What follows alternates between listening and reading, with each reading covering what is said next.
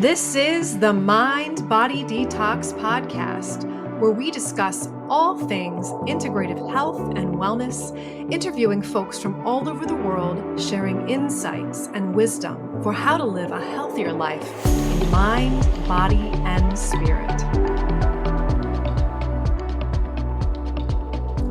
Welcome back to the Mind Body Detox Podcast. I'm your host, Mind Body Medium Kara Lovehart, and today we're exploring the powerful healing practice that's taking the wellness world by storm, and that's trauma-informed yoga. So if you've been searching for holistic approaches to mental health, recovery from PTSD, or emotional healing, this episode's for you. We're going to be diving into how trauma-informed yoga works, why it's so effective, and why it's essential in today's fast-paced, high-stressed world. So we're also going to just explore the different types of yoga and why people practice them. That's one of the common questions that people ask me as a yoga instructor. What type of yoga should I do? So let's start by defining trauma-informed yoga. So what is trauma-informed? So trauma-informed yoga it's a specialized practice, and this adapts the traditional yoga postures and mindfulness techniques. So this is to meet the needs of you as an individual, maybe who have experienced trauma, and maybe even if you don't identify as that, if you have experienced high stress or chronic stress, because both of these things take the nervous system and put it in overdrive. It can be sometimes very hard for us to downregulate our nervous system, and we can be more sensitized to environmental stimuli, to fast-paced motions like we see in power yoga, or even just the environmental factors like loud music, or even in general, how the yoga is practiced. So we're looking for in trauma-informed yoga prioritizing safety and choice and body awareness, which is also known as interoception. So let's think about this. If you've experienced some sort of chronic stress or trauma, you've experienced whether real or just experienced, or your perceptual experience of having your power of choice being taken away. So in trauma-informed practices, whether this is a clinician that practices trauma-informed awareness or yoga, we're utilizing in our language as instructors, choice. So what it looks like in a practice is instead of, okay, downward dog, upward dog, now we're going to be moving into this breathwork practice. It's expressions like, I invite you to take a deep breath in with me. Expressions like, if you'd like to close your eyes down, or if that doesn't feel comfortable for you, you can just soften your gaze. Because sometimes if you are in high stress, high alert, maybe it doesn't feel safe for you to close your eyes down. And in this type of yoga class, you're going to be having the tools with the language your instructor's using to make the choices that are best for you. It's geared to help you get back in touch with your body and the awareness of your felt sense, which is that internal sense of how you're feeling.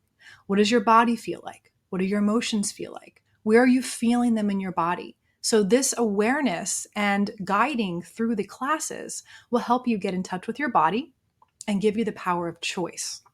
And again, this helps you feel more connected to your body, more in a space of empowerment, and it's really helpful for symptoms of reducing stress, even PTSD and anxiety. And of course, yoga in general is good for so many different things that we'll discuss here. Now, I think in this day and age, people are really learning about trauma-informed practices, and we ask, well, why would someone want to take a class like this?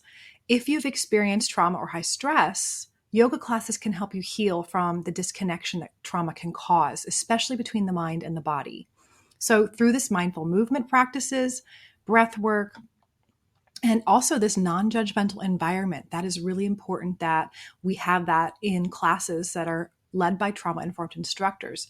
This can help you gain a sense of safety, a sense of control in your body. And again, this is very, very effective for managing symptoms of PTSD, anxiety, or depression. Now, I will take a space here, just a moment, just to share that in this episode, we are not diagnosing, we're not intending to treat any of these symptoms. That is something you'll work with your mainstream mental health professionals. But trauma-informed practices and body work in general, whether it's massage with a trauma-informed massage therapist, a somatic practice like somatic experiencing, or even yoga, if you are working with a counselor, it really pairs very well. So in general, we want to talk about if you are looking to take a trauma-informed yoga class, what should it look like? So in general, when you come into a yoga class, we want to look at how are they doing their intake. So that would look like in their intake form, it's going to ask you specific questions that you can be open and honest, because it is something that's a private form that is going to be supporting just knowing what the instructor, sharing with the instructor what they need to know, that will give them an idea of, okay, maybe there's specific types of music. Maybe you've had a trauma during a thunderstorm. And sometimes in massage therapy sessions, and even maybe in yoga practices, there might be relaxing music that might incorporate that type of thing into the practice. So if the yoga instructor is informed ahead of time of excluding that from the practice, that is trauma-informed care. We also will look at, maybe you are someone that gets overheated easily, and that can be a trigger for you for your stress response. So you might be a person that they would say, hey, maybe hot yoga is not for you, and help discern better for you what might be good for your practice.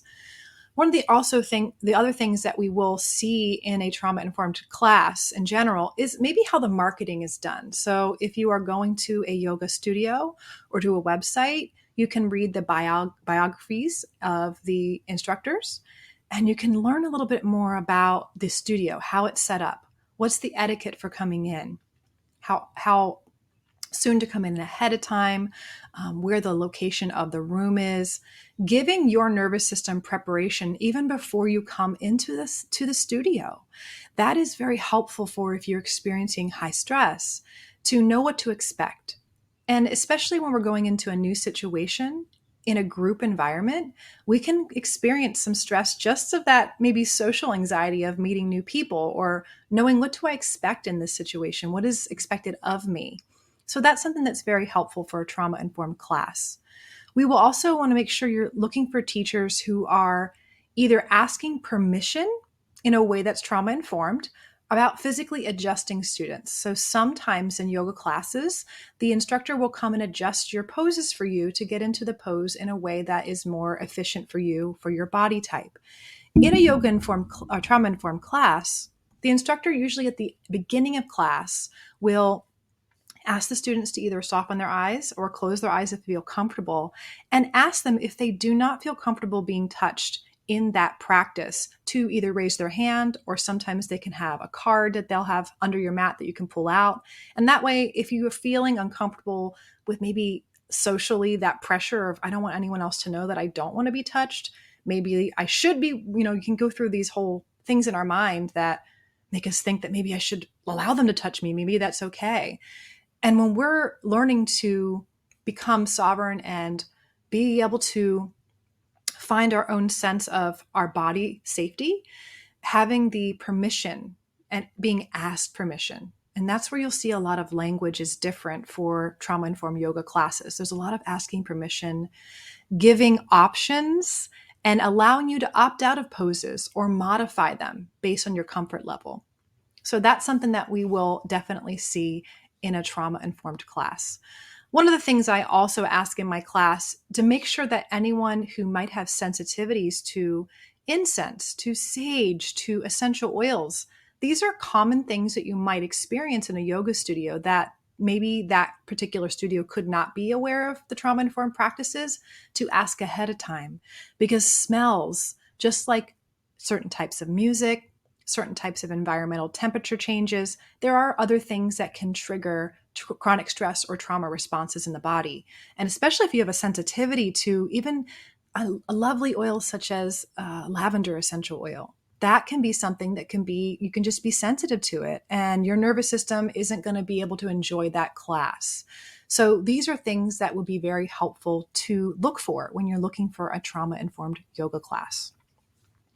The other thing that I find that's really important when you're looking for a trauma-informed yoga instructor is to ensure that they're creating empowering and non-triggering environment through the language that they use. Using language that's sensitive to different backgrounds, culturally, different genders, different orientations, and definitely not sharing things that would be religious in nature or maybe political in nature. There are definitely traumas we've experienced specifically around maybe religious trauma or church hurt or things like that that can be a trigger for people, or obviously political things can be very triggering for people in our polarized culture. So I think that that kind of conversation, those types of topics should just be left out of the yoga room. So I think that in general, when I first took yoga, it was one of those things that for me, I was definitely a little insecure about coming to a yoga class. This is when I was 260 pounds. And I was, even now, like if I go into a yoga class now, I really do check out the studio ahead of time because of my own past experiences that weren't the most feeling safe for me. I want to make sure that the instructors and the environment seems like it will be something that will feel safe for me. And I know that in our culture today, we need a lot more tools, and especially this sense of self-empowerment and this permission from maybe a podcast like this, going the information about what trauma informed means, so that we can understand that that type of resource and option is out there, especially because, it's not just our individual traumas that we've been through, but the collective global pandemic that has caused a lot more of our nervous systems to be keyed up, and it's hard for us necessarily to slow down. And in order to help our nervous systems heal through the gift of yoga and breath work and meditation that yoga offers, we have this opportunity to slow down and rebuild that emotional resilience and heal from the inside out. And that's really what yoga is all about.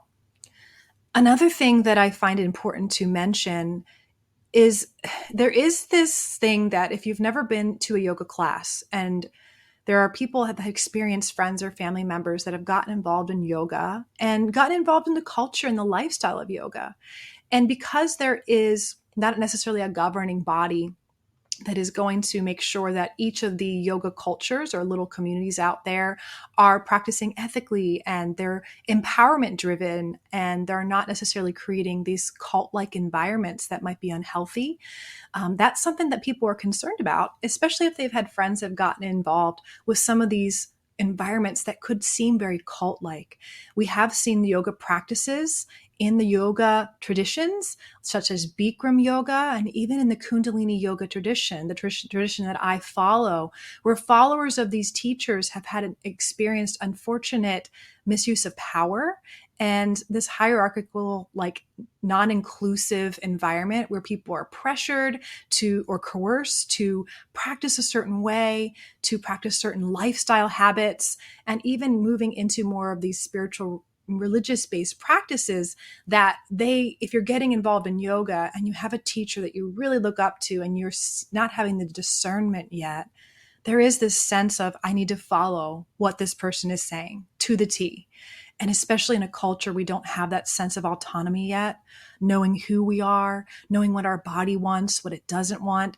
And if we're looking for guidance, sometimes we can easily fall victim to following blindly. And that's not any of our fault. If we're trying to seek that out, we're in that space of trying to find empowerment. That sometimes happens along the way because we haven't learned discernment yet. So I feel like the misuse of power in yoga culture is something that I wanted to just brush on because it is a real thing. And if anyone out there has experienced any of that, my deepest, sorrow for you, and my compassion goes out to you, because one of the things that I hear often is, people say this all the time, and I don't know if it's just because of where I live in the country, but I've had people share with me that they have experienced that yoga's a cult. It is, and there's this fear around it. And it makes me sad because there is so much power to yoga. It is not a religion. It is something that can benefit anyone, no matter what their background or their spiritual or religious beliefs. And it's so powerful for the mind and the body. So I encourage you guys, if you've experienced any of that or heard anything like that this episode can educate you a little bit more about really what is something you should be experiencing in a class for your own maybe openness to experience yoga if you've never tried it before. So let's talk about what makes a safe yoga space. So The safe yoga space this is where students will feel empowered, and this is where you'll be able to choose your movements and modify poses if needed. And in a trauma-informed class, the instructors will create this environment by offering supportive guidance and avoiding the physical adjustments without permission, allowing you as a student to set your own boundaries. And this is usually creating a calming and non-judgmental atmosphere. So that's really important. At Firefly Hollow, what we do is we do our best to do some marketing and educate people about what our space looks like, what to expect when you come in. And so some of those things look like, here's our studio space. This is what each of the practices we offer include. This is what you can expect when you come in. We ask you to come in 15 minutes early so you can fill out paperwork. As I said before, in that paperwork, we give you a spot to just list some things that are maybe something that's stressful for you or things that we can know about. And that way we can really create a practice that includes you and your needs. We will also share, about cancellation policies. That's something that's pretty standard when you go to a business or a clinic that offers yoga.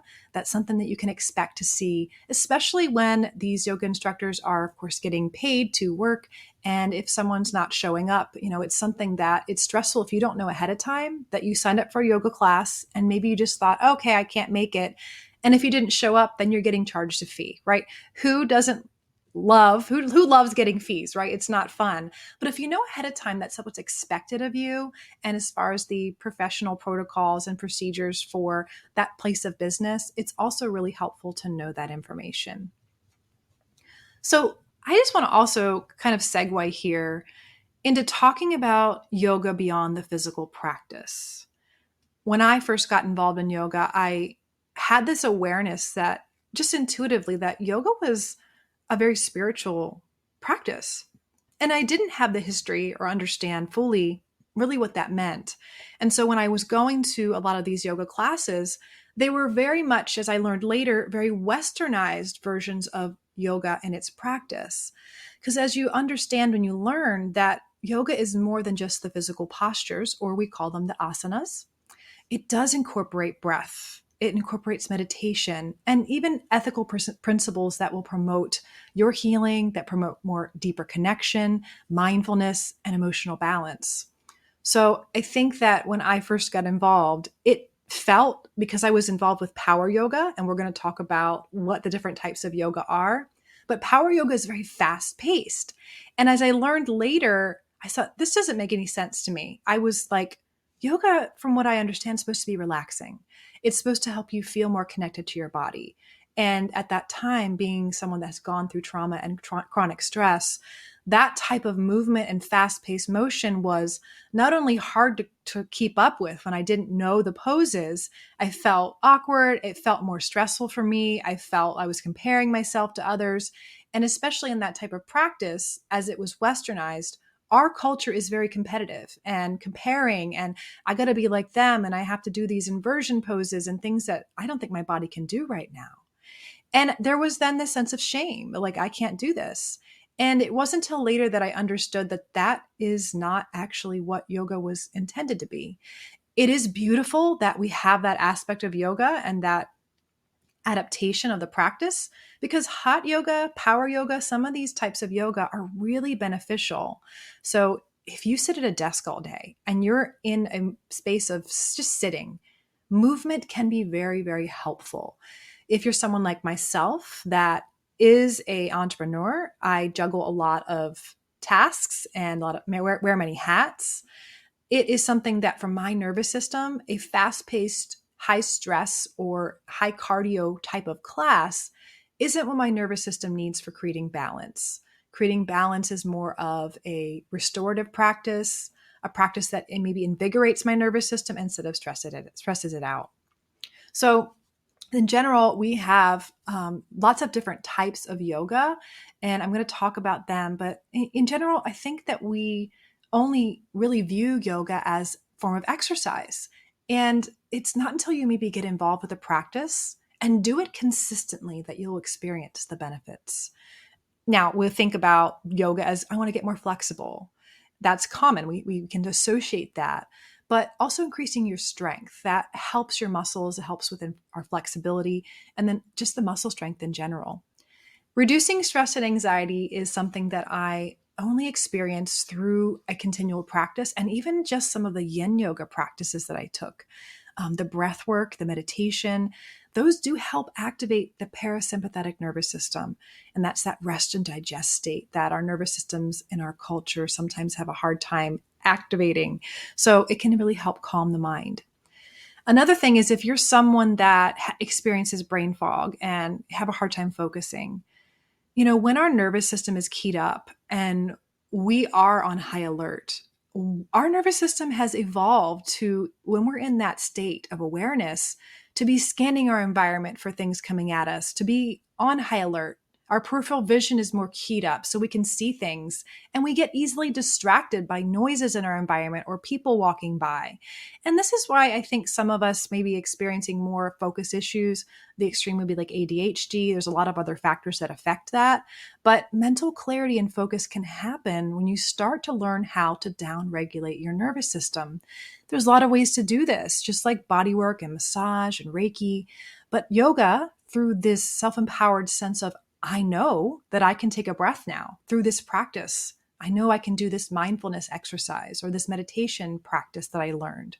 But that present moment body awareness that we can have, that can help us to learn how to get better focus through downregulation of the nervous system. Now, if you're doing more cardio-based practices, of course, we can increase our cardiovascular health, and this can, of course, reduce the risk of cardiovascular diseases. So me being a tall person, I was always the tall one in my group growing up.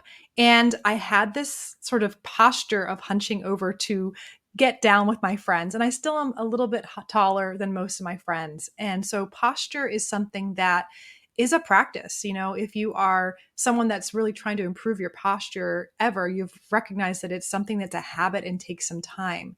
But if you're using the different types of yoga practices, you're going to start to align your spine and improve your posture because you're strengthening the muscles that naturally start to bring you more into balance structurally. So that's something that's really beautiful. Specifically types of yoga like Iyengar yoga. We're going to talk more about that. And I think if you are experiencing like back pain or anything with body pain, hip pain, neck pain, any type of pain, you're going to be able to potentially improve that if it's something that's a structural or a muscular imbalance. That's the root cause of that. If you are someone that does really struggle with emotions and emotional balance, in general, when we are working with regulating our nervous system and stress response, we can help our hormones balance. This can be including our blood sugar and even our other hormones. So I really encourage those who are looking to add other natural options for balancing their emotions or dealing with emotional stress or trauma, yoga as a really great practice. One of the things I like to hear from all my yoga students is enhancing the quality of sleep. So practices like yoga nidra, restorative yoga, and any other restorative practice can help with your sleep. But Kundalini, surprisingly, also can help with the sleep. Kundalini yoga also can help with the sleep. And I find this is because we are discharging excess stress from the nervous system through those practices. So my favorite part of yoga in general is enhanced body awareness. We are a culture that really has a hard time being aware of our bodies. So when you are doing a lot of things, you're on your cell phone, you're calling people, you're driving, how often are you aware of your body? It's not until we have some sort of physical pain, a lot of times, that we start to notice something in our body. And not only the physical aspect, but also emotionally, noticing the body and how we have this felt sense of where we're feeling maybe stress, or if we could locate an area in the body, if we were to point to an area, where am I experiencing anger or grief? That somatic felt sense experience can only be accomplished when we start to have a sense of our internal body awareness. So this is really beautiful when you start doing a yoga practice. So I want to share a little bit about what we can do as far as, and again, understanding what to expect in a yoga class if you're going to do one. But I think one of the things I like to share is that we have so much to choose from in our local area and even online for different types of yoga classes now. And again, not all yoga classes are trauma informed, but importantly, just to make sure that you understand the etiquette, what to expect, and knowing what to wear and what to bring. That's often something too that you will find out when you're going to a new yoga class. We at Firefly Hollow provide mats and blocks and straps. A lot of times yoga studios will do that, but also what to wear. I think that that's something that is up to each person, but in general, it's hard to do yoga in jeans, but very comfortable clothing is very supportive for that. So one other thing that I will share, if you are involved in any sort of yoga class, even if that yoga class is not trauma informed and the instructor is not trained in that, that's okay. Just please know that in any class, you have the freedom to choose. If there's a yoga pose you do not want to do, if you're not feeling comfortable with it, if your body's telling you don't do that, it's important to listen. And you always have the freedom to leave a class at any time. I've found that there's been multiple classes in my history of attending yoga that I actually left classes because of the way the instructor was not only talking to the students, but some of the things that the instructor was sharing about their personal lives, about their personal opinions and beliefs that I felt that were not inclusive, that were just quite frankly offensive. And I just thought, I'm going to leave. And I think the people pleaser in me earlier on would have not done so, but later on in my development, I realized this is something that's not healthy for me, and I don't really choose to support that. And it's not mattering if that person takes it personally as an instructor. I just got up and left. So just please know that you always have the choice and the freedom to do that. So we talk about yoga being more than just a practice of physical health or physical fitness. There are 8 limbs of yoga. So yoga in general is an entire lifestyle that is geared to support you in getting your body ready for meditation. And the different limbs of yoga, we'll talk about them briefly here, will support this lifestyle because in general, yoga is a path to enlightenment, to that sense of inner peace. And I think that there's many paths to this, and yoga is just one of them. And in our culture where we are not connected to our bodies, we don't know our felt sense, we're not necessarily aware of what we need, and even the ability to calm our minds, meaning calming our nervous systems down enough so that our mind can be still. Through that meditation practice, we can then gain a deeper sense of self-awareness of who we are and connect to a sense of higher self beyond the identity, the ego self of who we believe we are to be, because that's where we have a lot of suffering. We think we're supposed to be this, or we have a standard for ourselves that we've set.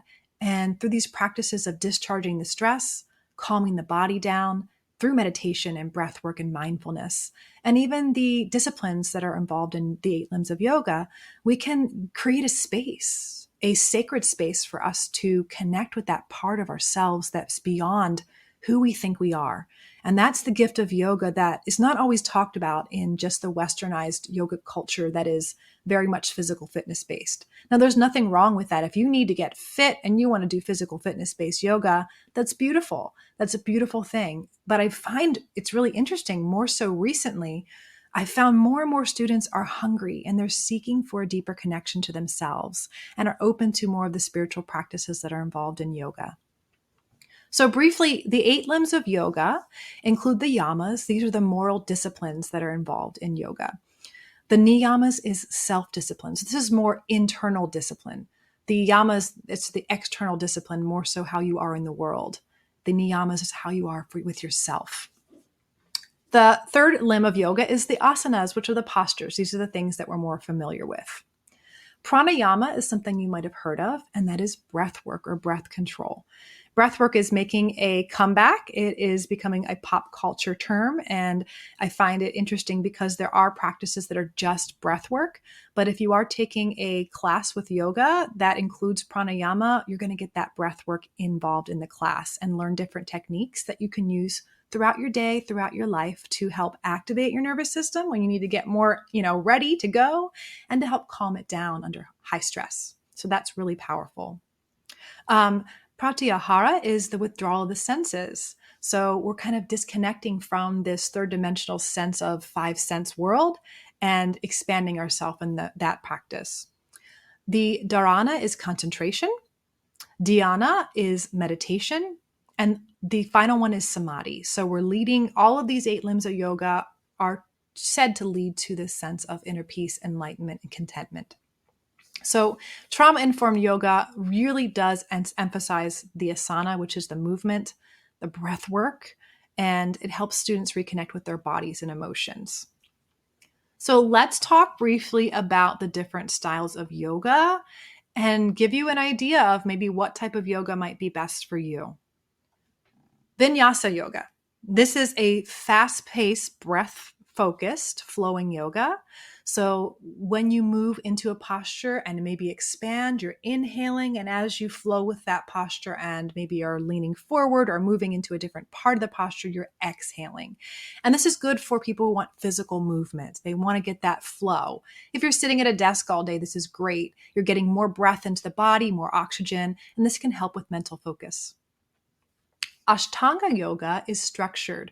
So this is physically very demanding. It is the same set of postures in a sequence that is very disciplined. So I feel like if you're someone that wants to increase your discipline, that is a very good yoga you can try. Hatha yoga is one of my favorite types of yoga. So it's slower paced. It's similar to vinyasa where we're working on the foundational poses, but it's good for beginners and it's good for mindfulness because we're using breath, but in each of the postures, we may extend that breath for a sequence of 3 breaths, inhaling and exhaling, and then move to the other part of the posture.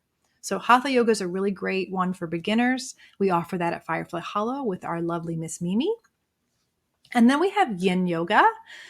This is one I feel that is so powerful for getting into a meditative state.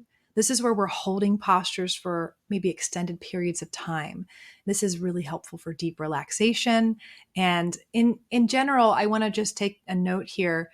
Yin yoga and many yoga in general, anytime you're doing any sort of body work or moving your body, there can be an experience of an emotional release. So if you've held on to a particular muscle group for a long time, it's really tight and congested, and you finally get blood flow, energy flow, you're stretching that area and you get some circulation in that area, you can have this response in the body that you might feel an emotion come up. And that's really normal. In a trauma-informed practice, the instructor will also inform you of that being a possibility. One of the yin yoga classes that I was participating in, I entered into the class and I knew from the class, one of the students was one of my clients, and I knew that they had experienced some sexual trauma in their life. And the instructor didn't actually inform at the beginning of the practice of what an emotional release looks like. It's not something that's super, super common. It can happen. So I don't want you to, shy away from doing a yoga class because fear you're going to break down or have an experience, but it's just something to be aware of. That's really normal. And I think that this practice was challenging for me because I saw we were doing some hip opening moves where we're opening our legs and stretching the inner thighs, the adductors, and those muscles. Of course, if you have had any sort of sexual trauma, you can see how that might be related to in the unconscious memory, or just the activation of those muscles and stretching them can actually release a response. And this one student, she actually had, within maybe 45 seconds, she just started weeping and she got up to leave the room. And luckily I knew what was going on because I was observing, and I went out and I connected with her and consoled her. And I think that's something that I want to share, especially if you're doing some of the slower based practices, because when you're moving fast, you may not have time to think about what you're feeling, right? And that's why I feel that hatha and yin and restorative yoga, these slower practices, I think are really good for going inward and having that space and time to connect with your body. So just so you know, that's something that could be happening for some people if we're going through yoga. Restorative yoga is more gentle. It uses props, and it is very helpful for supporting the body so that when you're in a pose, you don't have to hold yourself up. This is like you're working with bolsters and you're lying in different poses that are completely surrounding your body and helping you to release without having to engage your body. And I think that that's really good for a deeper relaxation. Hot yoga is usually also called Bikram yoga. It's very physically intense. It's done in a 105-degree room, and it helps support detoxification. So if you're someone that's going through a detox protocol and you want to sweat, that healthy, good feeling sweat, and you're able to do an intense workout, you don't have any heart issues. Again, when you go to a studio that offers hot yoga, they'll tell you the contraindications, but that's one that can be very helpful. I will share my experience of my hot yoga class, though. I took multiple hot yoga classes in the past, but the one I took was a Bikram class. And at the time, I wasn't informed about trauma-informed practices.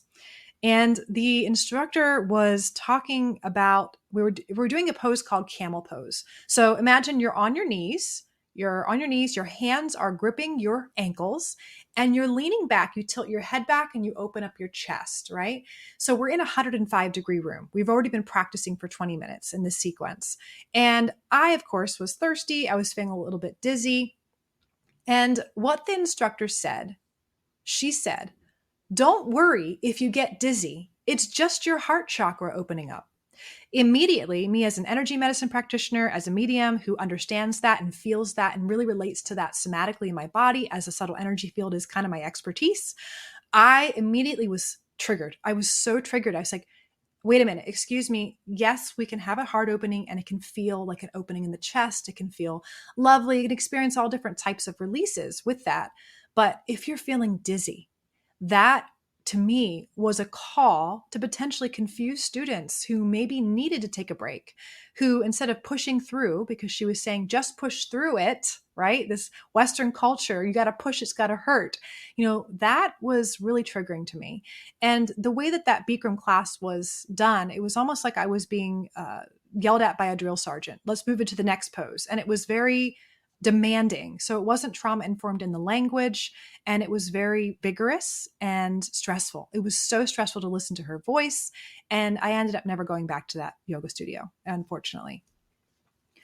So Yoga Nidra is another yoga. It is a form of guided meditation. So when I first did my first Yoga Nidra class, I was like, okay, I thought we're going to do some poses. It was something that we were really more lying there in a comfortable position. And the guided meditation portion of that was so beautiful, because if your mind wanders, the instructors for Yoga Nidra are trained that they can, at a steady pace, keeping your mind occupied with a guided meditation that has visual and sensory focal points to keep you on track with that meditation so you can go deeper into yourself.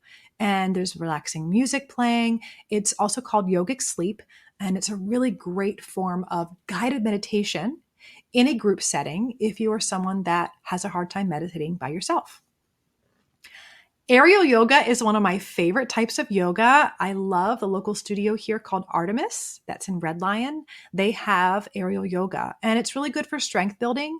And they use a hammock or silks that you get to use to assist in different types of poses. For me, I can go a lot deeper into the poses, and it helps me with inversions because I'm not always good at going upside down. And it's really helpful because you get to swing around and move.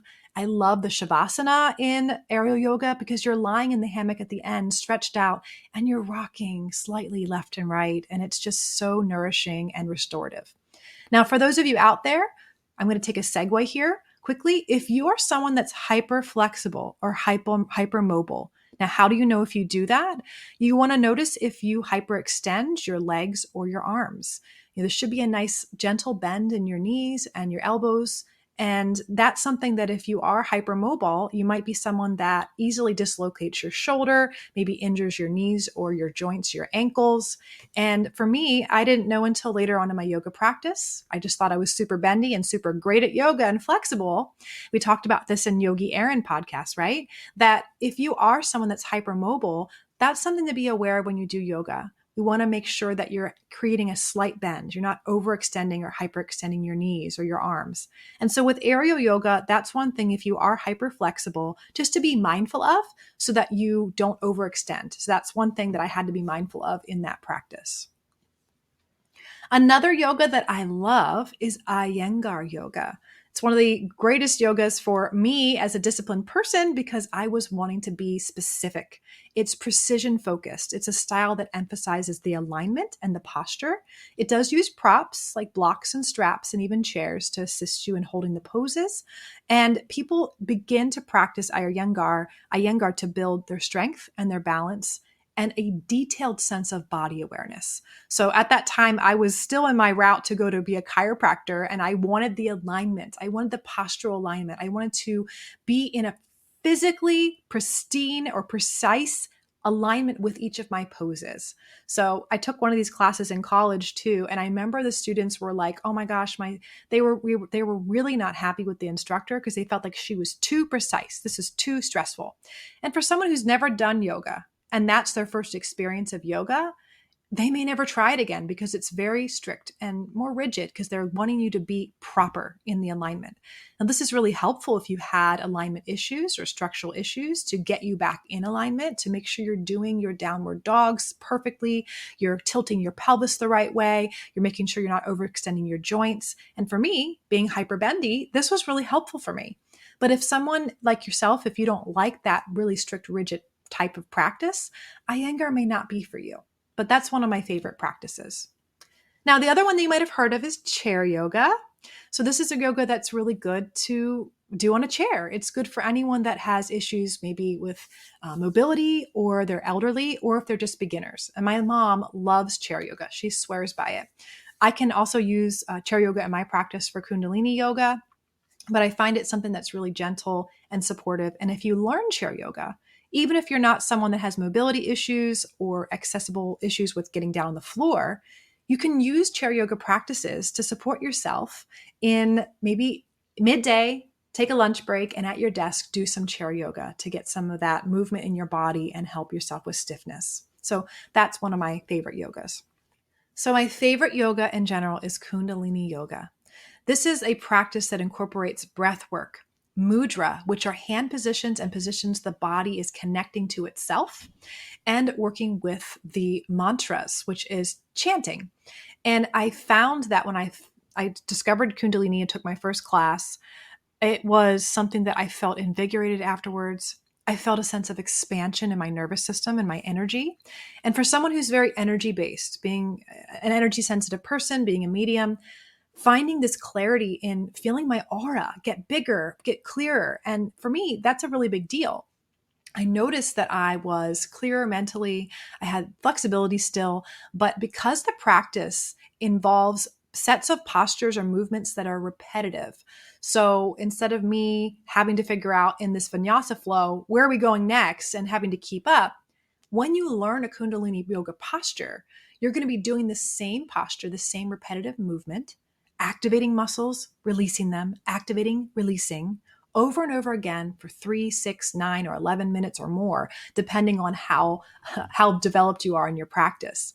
And I love that because most of Kundalini yoga is not only repetitive movements, but it's done with the eyes closed down.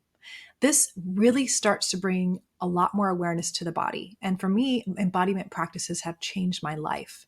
So incorporating the repetitive movement with the breath work, and working with engaging the spine, because thinking about it, the spine is what encases our spinal cord, which is our central nervous system. And our central nervous system is so tied to our stress response, our muscles. It really runs the whole show. It's the connection from the brain to the rest of the body. So if we're activating and strengthening the spine and all the areas along the spine, we're working with enhancing that nervous system flow. And in Kundalini practice, we do work with the chakra system or the subtle energy body. We work with visualization and breath work to activate those spaces within the body and within the nervous system and energy field. And I love that because for personal development and for spiritual development, if we're able to calm down the mind through repetitive practices, through breath work, through discharging stress from the body, we can start to get in touch with a sense of the self, a sense of self beyond, oh, I am a mother, or I work here, or this is what my financial situation is, all these stories we tell ourselves.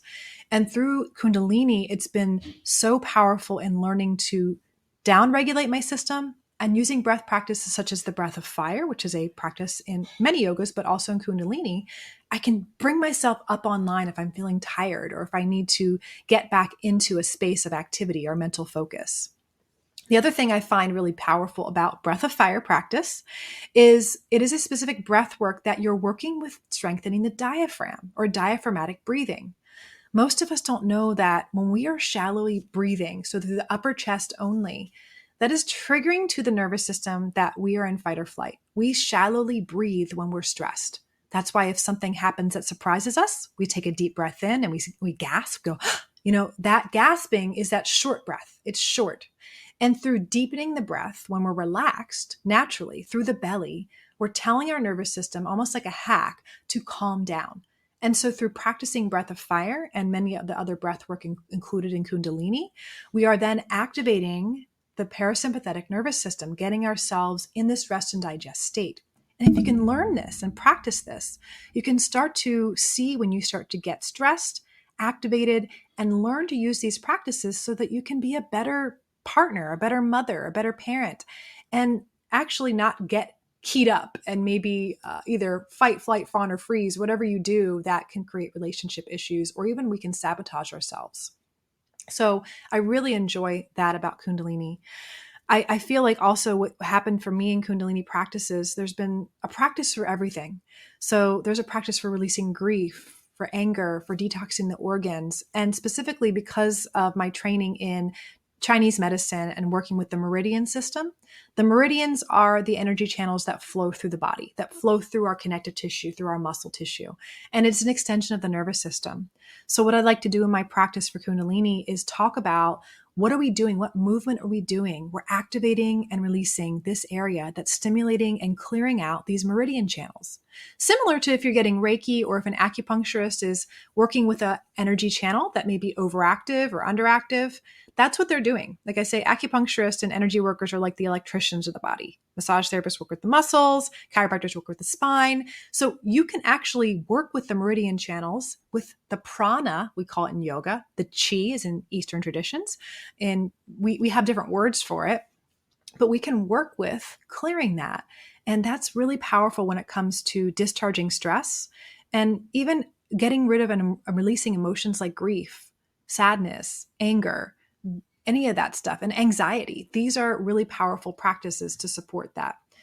But that spiritual practice of Kundalini, I think, is the thing that really, really supports my journey. And I love that we incorporate chanting, because if you're someone that can't meditate, you have a really loud inner dialogue, chanting, saying phrases over and over again out loud, focusing on your voice, on the sound of expression instead of that internal monologue can distract you from that inner monologue, and you can become more present. It can help clear the mind. And also, if you're someone that has had experiences in being shut down in your own expression, vocalizing, or even maybe some self-criticism about your voice, what it sounds like, it's a beautiful practice to just go into that if you feel comfortable and just listen to the sound of your voice. Allow it to carry you into a nice, gentle, altered, relaxed state of consciousness. And it's in these relaxed states of consciousness that we allow the lower brain, the reptilian brain, the fight or flight response of the brain to downregulate, to calm down. And then the higher levels of the brain, the neocortex, so it's the newer brain in our mammal, it's a newer brain that's up there and developed since we've evolved as humans. We are able to then connect with that. This is where creativity comes in. This is where innovation, intuition, wisdom, this connection to something that's beyond ourself. We can't have spiritual experiences without activating or connecting with that. And so the practices of breath work, movement and the asanas, and even mudra can really help with that. And I specifically talk about mudras in the practice related to some of the acupressure points, because when you're stimulating different parts of the body, so say, for example, you're putting the thumb and the index finger together, through Kundalini practice, we're working on raising the Kundalini, which is said to be the life force energy. This is their nervous system energy, if you don't like that word life force. We're extending it and expanding it. Through the repetitive movement and breath work, what's fascinating is people will start to feel a subtle vibration, heat, pulsing, maybe a magnetic sensation between their fingertips when they're touching different parts of the body. And so they're really starting to activate and sense something beyond the physical form. It's really our extension of our nervous system. And this is what I do in our practice for Kundalini, is bring that awareness to that part of the self, because that's an extension of the intuition. It's that sense of scanning a room with your nervous system, maybe with your five senses, but being able to close your eyes and sense the subtle shifts in the room, the emotions in the room. And that you can really then come into a practice, an environment, a relationship, more self-aware and more aware of other. And when you're more aware of other, you're able to show up in a deeper place of compassion, empathy, love, patience, all of that. And I think it's through this expansion of the inner awareness that extends the outer awareness that we can then move towards that sense of samadhi or enlightenment, whatever you'd like to call it. So what I do at the practice, especially being trauma informed, is every beginning and end of practice, we scan the body. I do a felt sense scan. How are we feeling physically? Notice anywhere in the body where you might be feeling tight, congested. Maybe you're feeling good. And we observe this all with non-judgment of ourselves. We label on a scale of 1 to 10 where we're feeling congestion, where we're feeling something, and just notice it so that at the end of the practice, we can see if it changes. Again, this brings a greater sense of self-awareness and embodiment.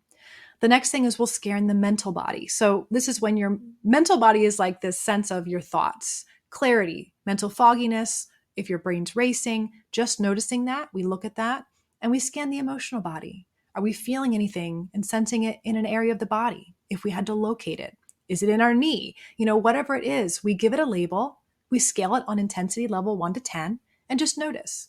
And then the final area, because Kundalini is there to activate that natural life force, the prana, the Kundalini from the base of the spine up, we're working with awareness of the subtle energy field. You could call it the aura, but I say it's the extension of the nervous system. It's that part of the self that if you're in a room and someone's staring a hole in your back, you sense it. You know that someone's looking at you. That phenomenon is this reality that we have, a sense that's beyond just physical touching physical objects and things, that we can scan this environment. And if we're able to be aware of our own energy, our own auric field, and this is through all different practices of yoga, not just Kundalini, but that extension specifically through Kundalini practice, we're bringing awareness of it. We can then become aware of when we're out of balance. Maybe where we're feeling heaviness or a sense of congestion or even lightness. So we can notice what types of things, food, people, practices in our lives make our aura heavier, make it lighter, make it brighter. Because I found that as a clairvoyant, seeing people who practice Kundalini yoga, not just Kundalini yoga, there's many different practices that do this, but people who do practices like this to strengthen their auric field, their subtle body, get their balance in their energy systems, they're more vibrant, they're healthier, their immune systems are much more regulated, and they're actually able to be more in tune with their life purpose, sense of meaning, this intuition, being guided. And this is what I am passionate about, of course. You can still do Kundalini yoga just for exercise, but I really love the extension of this into the spiritual aspect and nature of who we are, because we're really not just one thing. We are mind, body, and spirit. We are physical beings having a spiritual experience. So the one other thing I would say that I love about the practice is when we are doing mudra and different types of positions that are putting pressure on different pressure points, like I said, we're able to clear some of this energy channel stuff. And when that happens, this is when we have these emotional releases. I just did a grief practice because I had some loss in my life recently. And I did the Kundalini grief practice. There's protocols for that. And it was something I didn't have much expectations for. But during the practice, I was feeling this emotion rise up. And I started to just have this beautiful cry, a release. And it was just so beautiful. It wasn't sadness. It wasn't necessarily something I thought it would be, but it was just so cathartic and like clearing. And I felt so clear afterwards. The other time, I've had multiple experiences with emotional release with Kundalini, more so than any other practices. And that's just for me. You may have it with any type of practice. But I really, really enjoyed just experiencing the different types of releases. There's a yoga kriya, which is a set of postures in Kundalini, the kriya. I did a set of postures for releasing any sense of self-hatred and embracing self-love. And I could say that just that practice, it includes breath work. It includes repetitive movement and holds at the positions. And it includes visualization. Again, I said our eyes are closed down a lot of times with Kundalini yoga. And it really did create this sense of expansion in my body and release. And again, that's why I'm feeling called to that as you hear me talking mostly about Kundalini, but Kundalini practice is my favorite. There is so many different types of yoga, and Kundalini may not be a style for you. I would say keep in touch here and stay tuned if you are interested in Kundalini yoga. Actually, in the new year, 2025, I will be offering Kundalini yoga online and online courses for that. So keep in mind if you are interested in that to check out on our online community, because that will be coming soon. Because I think in general, any type of yoga that can help you with your own self-awareness, with helping you with your chronic stress or heal trauma through that body awareness piece and learning how to manage your emotions, it's just really priceless at this time. And I think the other factor is we have this disconnection in our society. There's an epidemic of loneliness. And when you come into a space where everyone is practicing a specific sequence of poses and you're connecting with people throughout the class, before or after the class, specifically with the same intention of self-development, self-awareness, first personal fitness, there's something really magical and beautiful that helps our nervous system naturally calm down when we have that sense of connection and belonging. And that's why I feel so passionate about trauma-informed yoga and trauma-informed care, is because facilitators are setting up environments where we can feel safe. We can feel safer, at least, and feel a sense of belonging. And that sense of belonging is hardwired to how our nervous system reacts. We can do a lot of work by ourselves, but sometimes it's not until we get into a community that feels safe or we still feel a sense of belonging that we can actually allow the hardwiring of our brain to let itself calm, and that we can then start creating deeper healing in our traumas, our stress, our mental health, or even our physical bodies. Because if we're holding on to a lot of stress, we can actually manifest pain in the body for that. So in general, I appreciate you guys listening to this episode. I'm always open to your questions. Please send them to us. We love to hear them.